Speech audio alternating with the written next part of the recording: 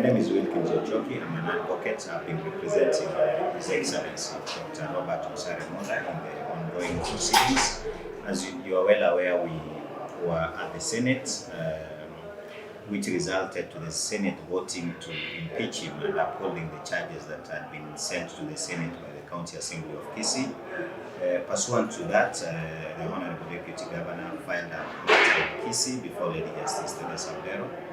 And that matter is slated for hearing on 26th of March this year. No orders were granted in that one. The judge just made directions to the effect that that application be served. While pending determination and service and hearing of that application and the orders, public spirited official, citizen of the Republic of Kenya also, went to court today and has managed to obtain orders to the effect.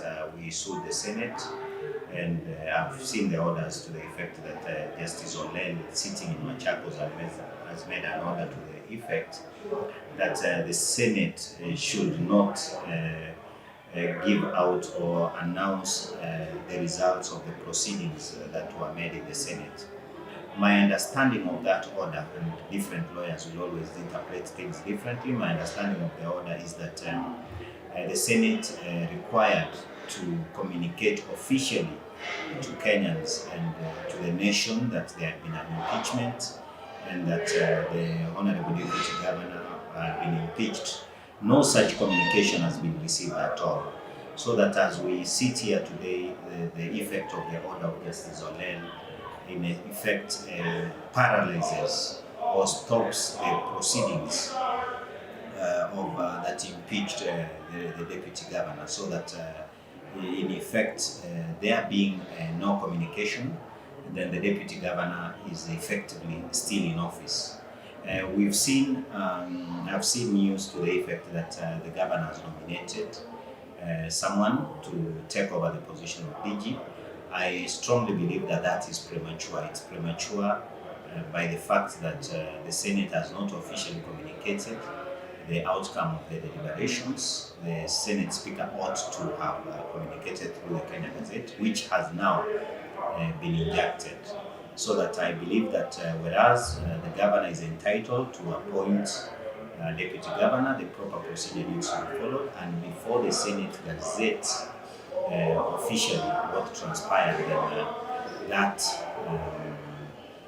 governor's communication is nothing more than just wishful thinking or so, if I'm to use to be polite to him. There are other challenges that we are seeing because ordinarily, according to my understanding again, the IBC is not properly constituted. We are well aware that there are no commissioners of the IBC, and always for matters for election, the IBC always plays a role with regard to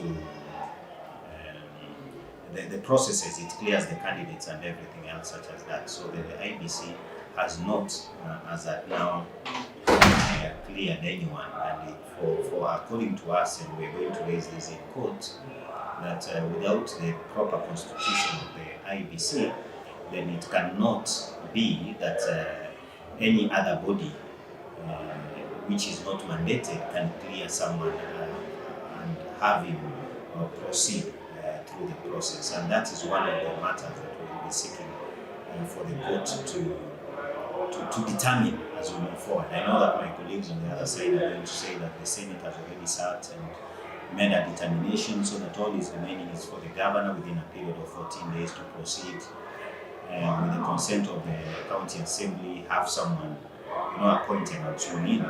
So if you were to ask me for my take, and my understanding is that the process has been frozen as of now or stayed because there is no gazettement that is going to come out of the proceedings of the Senate. And there being no communication from the Speaker of the Senate, then nothing legal can happen. So that any other process, including the nomination by the governor of the gentleman that is just nominated, then is nothing more than just academic.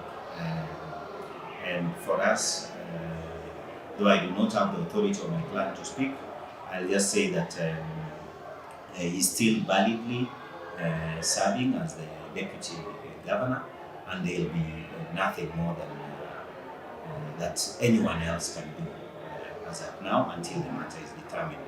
There is the matter that was filed in Kisii for which no orders were granted. There is another matter that has been filed now in Machakos. My take will be, and there could be other matters filed by citizens or people of Kisii in respect of this same position. My take from where I sit, though I've not consulted my other colleagues, will be that we may need to have all these matters because they relate to the proceedings of the County Assembly and the Senate. My take will be that these matters are matters that may be consolidated or had together rather than having, like now we've seen a judge in Machakos issue orders, a judge in Kisii issue what we may term as contradictory orders. So that for me, I feel that it's good that all matters relating to the position of Deputy Governor Kisii be consolidated so that we can have possibly a 3-judge bench or a 5-judge bench because possibly sometimes the nature of the matters are such that we may not have one judge. So that we may have a 3-judge bench or 5-judge bench, make determinations of some of these issues where there are serious disagreements on the procedure that needs to happen so that a replacement is done once a deputy governor